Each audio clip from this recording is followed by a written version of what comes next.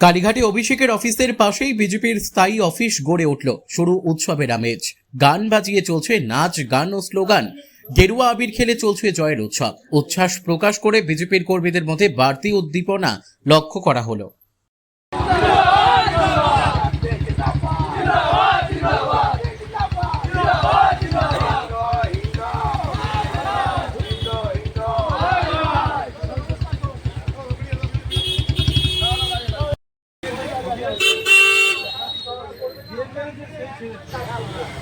Hey!